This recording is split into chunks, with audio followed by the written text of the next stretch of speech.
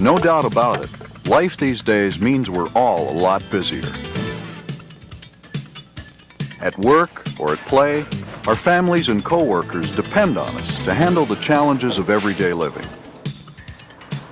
We certainly don't have time for back problems. Your back still bothering you? Yeah, no, I think it's the seat. Yet 80% of us will have back pain from time to time.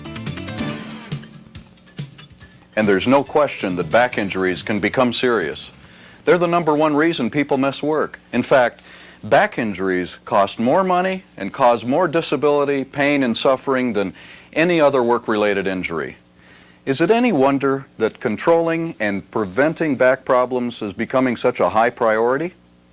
Now the good news. We know today that almost all back problems are essentially unnecessary and can be prevented, and the solution is not complicated. In this program, you'll learn some very simple things that you and your company can do to reduce the risk of you ever having a back problem. Even if you already have a back problem, the ideas you'll pick up from this program will help you. Let's start with two fundamental concepts. One, back problems are seldom caused by a single injury or incident. Two, back problems and back pain are not the same thing. Back problems are seldom caused by a single injury. They normally develop over a period of months or years until one day a twist or a slip causes pain. The truth is, this one incident was merely the final straw. Back problems are the cumulative result of poor posture, faulty body mechanics, stressful living and working habits, loss of flexibility and strength, and decline of physical fitness. A person with a back problem may only have pain occasionally. He or she may think if the pain is gone, the back problem is also gone. The fact is, the pain will go away, but the problem remains.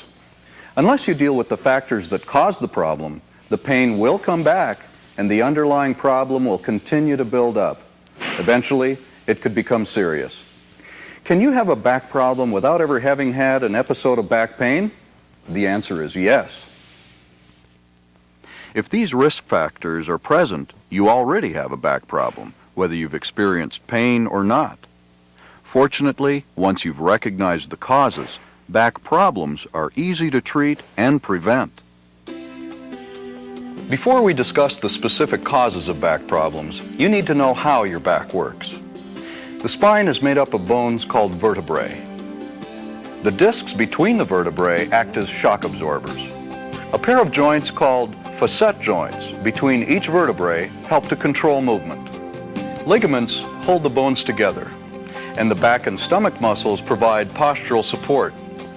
The spinal cord runs the entire length of the spine. Nerves exit at each level. The spine helps maintain the structure of our body, yet at the same time allows for flexibility and body mobility. The spine should have 4 continuous curves. This helps the spine act like a flexible spring to be an effective shock absorber. With proper posture, the head is balanced over the shoulders. The shoulders are above the hips. Everything is in balance. In the ideal posture, you can see a slight inward curve in the lower back. This is called the neutral position. In this balanced mid-range position, the body weight is distributed evenly on the discs and some weight is distributed to the facet joints. However, when you bend or slump forward, you lose the inward curve in your lower back and all of the weight bearing is on the disc. Backward bending has the opposite effect. Too much curve and more weight is distributed onto the facet joints. Bending forward and backward occasionally is great. It helps keep you flexible and helps circulation. Problems can occur when you do something stressful or spend long periods of time in one of the out-of-balance positions, or when you begin to lose flexibility in one direction. Let's summarize the most common causes of back problems. They include sitting slumped or sitting with the back unsupported. This places considerable stress on the back. Standing stooped at a low work position has the same stressful effect. Repeated faulty bending and lifting incorrectly are leading contributors to back problems. Work or weight that's too far from the body adds additional stress. Twisting the lower back, especially in the forward bent position, is particularly stressful. Working in any awkward position or a position where you can't move for long periods of time can cause stress. At home, sleeping on a sagging mattress leaves the back unbalanced. On the other extreme, a mattress that's too hard leaves the back unsupported. Smokers should be aware that recent clinical studies show a direct relationship between smoking cigarettes and the occurrence of back problems.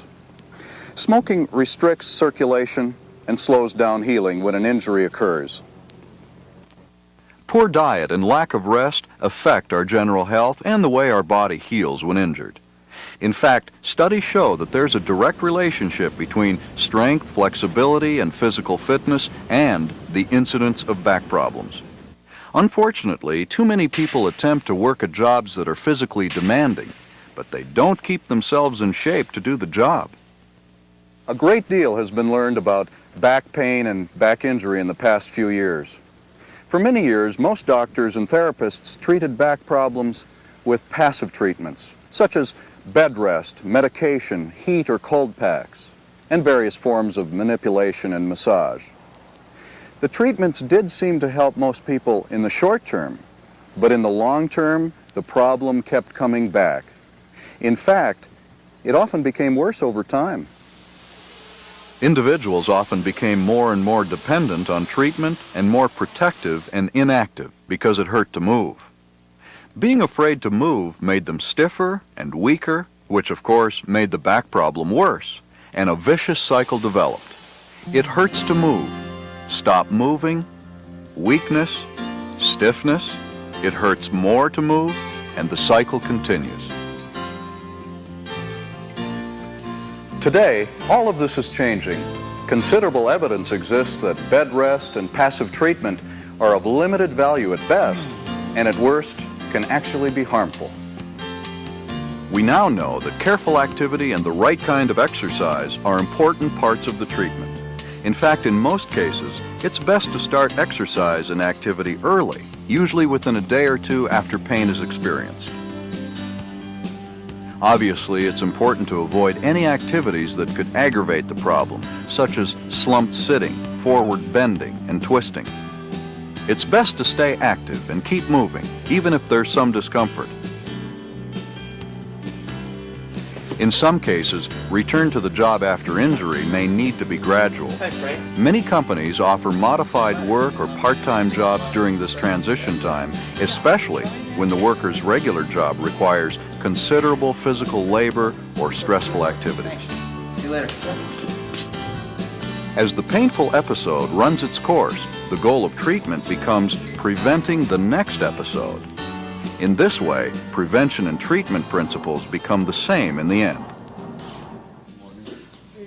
There are 4 areas in which you can apply these treatment and prevention principles in order to have a healthy back. Ergonomics, body mechanics, control of stressful living and work habits, and exercise and fitness. Ergonomics is the process of fitting the job or task to the person.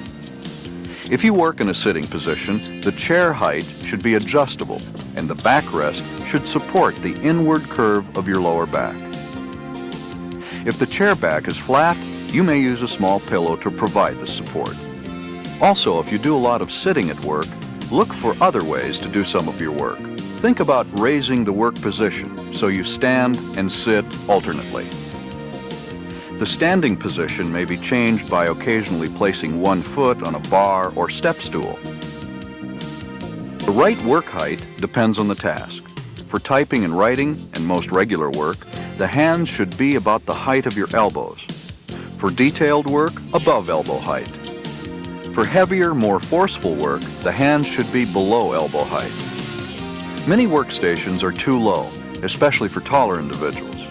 It may be wise for companies to design workstations of adjustable height when possible, or to raise the work height of fixed equipment.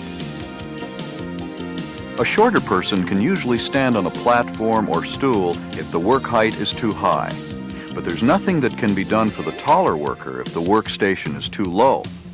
Shelves should be arranged so that the heavier, more frequently used items are between shoulder and waist height, where they're more convenient for lifting. Other important ergonomic ideas include using assistive devices, tilting the work surface, packaging items in smaller, easy-to-handle containers, and making use of floor mats and work shoes that prevent slipping and provide cushion support. Keep the workplace clean and free of spills and trash. Provide enough space and clearance for workers to use proper body mechanics. Wear protective equipment and clothing. 1, 2, 3, lift. One final point about ergonomics is that teamwork and establishing proper work procedures and rules are important. Very good, very good. The second way to have a healthy back is to use proper body mechanics. This involves control of body position, movement, timing, and balance. In sports, we call it technique. One of the key techniques is the power position. The power position begins with the back in neutral. Remember that neutral means a slight inward curve in the lower back. Now, tighten your stomach muscles to stabilize your lower back. This is the power position. When bending forward, you have two choices. If you bend at your waist, you take your back out of the power position. This is a weak position and is stressful to your back. Or you can bend at your hips, keeping your back stabilized in a safe, neutral, and strong position. This power position can be applied to almost any activity from lifting boxes to playing sports. Three basic principles apply to lifting. 1, keep the weight close. 2, get a wide base of support. And 3, keep a slight inward curve in your lower back. In other words, keep your back in the power position. Everyone knows that lifting with the legs straight and the back bent is wrong. The back is in its weakest position and the weight is too far away. At first glance, this style of lifting, making use of a squat technique, looks fine, but actually the knees are in the way, so the weight is even further from the body. Both methods are wrong. Bending your knees is not all you need to know about proper lifting. Watch, learn, and practice these different ways to lift, then use what's best for you. One example of proper lifting is the diagonal squat lift. Straddle the object by placing your feet in a wide diagonal, then assume a full squat position. Hold your head and shoulders upright and use your leg strength to do the lift. Lift the object by standing straight up, keeping the back stabilized in the power position throughout the lift. The power lift is preferred by many workers. Because it's only a partial, not a full squat, it requires less time and energy, and people with knee problems can also use it effectively. Actually, the power lift is a lot like the three-point stance of a football lineman. Straddle the object by placing your feet in a wide diagonal. Instead of doing a full squat, bend the knees a little, the hips a lot, and stick the rear out. Keep the head and shoulders up. Secure the load and stand upright by lifting the head and shoulders up. Keep the lower back stabilized in the power position. The tripod lift is sometimes preferred when lifting a heavy box or bag off the floor. Place one foot beside the object and lower the other knee onto the floor. Grip the object firmly. Roll or slide the object onto the lower thigh. Then lift the object onto the opposite thigh. Bring the object in close to the body and stand. Keep the head and shoulders up and your back in the power position. For reaching or lifting light objects, the golfer's lift can be used. Keep your back in the neutral position. Put one leg back and bend over the other leg. Most golfers get golf balls out of the hole this way, hence the name, golfer's lift. If the object to be lifted is too heavy for one person, get help. Or use a mechanical hoist or lifting device. It's always a good idea to slide rather than lift heavy objects. The same body mechanics principles apply when pushing or pulling. A balanced, neutral back posture is best. If you have a choice, pushing is safer than pulling. To carry an object a long distance, especially through a doorway or up or down stairs, carry the object on your shoulder if possible. This puts the weight in the best position, right over your center of gravity. It gives you a better view of where you're going and gives you a free hand for balance and to open doors. If you have work that must be done in a low position, kneel to keep your back in a safe posture as you do your work. When working, move your feet. Do not twist your back. When getting in and out of an automobile, first sit down on the seat, then turn the whole body as a unit as you bring your legs into the car. To get out, reverse the procedure. The third key to a healthy back is to control stressful living and working habits. Remember to interrupt stressful activities and reverse stressful positions often. This is one of the keys to a healthy back. Many jobs require stressful positions and activities, but if they can be interrupted frequently, injury can be prevented. Schedule the work so that the heavy, repeated lifting or other stressful work can be rotated among different workers or can be spread throughout the day or week whenever possible. Rest or sleep in a balanced position. This means a firm support that's soft enough on the surface to accommodate the normal curvatures of the body. People who are emotionally upset or under a great deal of stress will have more back problems. Hey, this is the stuff we need over to shipping by 4 o'clock. You got it?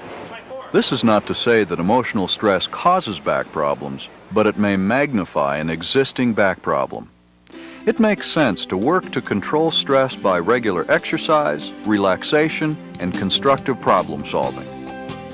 If you smoke, one of the many benefits you'll gain by stopping is reducing your risk of a back injury. Proper diet and adequate rest are also an important part of general good health and affect the way our body heals when injured. Finally, one of the most effective ways to reduce the risk of back problems is through exercise, to maintain a high level of physical fitness. Many people exercise regularly for a number of good reasons. Exercise reduces the risk of certain diseases, promotes mental well-being, helps you look trim and slim and control your weight, and provides the strength, flexibility, and energy to work and to enjoy an active lifestyle. And there's one more reason to exercise. That is to live life free of back pain. With any exercise program, start modestly and increase the effort gradually. Most important of all, make it regular. There is hardly any type of regular exercise that is harmful for the back if it's approached in a gradual and sensible manner. There are several types of exercise. Each is designed to help you in a specific way. Aerobic exercise builds heart and lung fitness. Walking, running, bicycling, swimming, any activity that increases heart and breathing rates for a sustained period of time will provide good aerobic exercise. 20 to 30 minutes, 3 times a week is a good minimum standard. Flexibility exercises help reduce stiffness and soreness and also help reduce the risk of injuries. If you feel stiffness as you do these exercises, you will want to include them in your exercise program. Try the knee to chest exercises. If you feel stiffness, you may want to do them on a regular basis. The press-up exercise increases backward bending flexibility. Backward bending can also be done from a standing position. Use the same logic. If it feels stiff, work on it. Here are 2 good hamstring exercises. Earlier, you learned to bend forward at the hips, not at the back. If you have tight hamstring muscles, bending at the hips will be difficult and you'll feel a pulling sensation up the back of your thighs as you bend forward. If your spine is stiff, when you try to rotate or twist, you'll benefit from these exercises. An exercise program will give you better circulation, strength, and stamina. People who exercise regularly have more energy, more vigor, and feel less tired. To maintain good posture and have a healthy back, you'll want to do strengthening exercises. Partial sit-ups are the recommended standard these days for strengthening your abdominal muscles. If you do a lot of lifting, you'll want to work on your thigh muscles. This exercise is simple and very beneficial. This exercise strengthens the back muscles and is probably the most important exercise you can do for your back. Statistics show that people who exercise are not sick as often and frequently recover faster. They also have fewer injuries on and off the job. Relaxation exercises are designed to help people reduce the effects of stress and tension. The principle used is to first tighten the muscle, hold a few seconds, then relax. Simple stretches and movement exercises are also great for warm-up and change of pace. Some people say the work they do provides all the exercise they need. Some people say just the opposite. They work at a desk, so they don't need to exercise. Some people say they work so hard, they're too tired to exercise. The fact is, everybody can benefit from exercise. Back problems do not have to be a way of life. The solution is within your control. It takes awareness, knowing how the back works, the common causes of back problems, how to use correct lifting and working techniques. It also requires a reasonable level of physical fitness. Even when the workplace is designed as safely as possible, many jobs will require some stressful positions and activities. In the long run, it's up to you, at work and at home, to be smart, be fit, and enjoy a healthy back for life.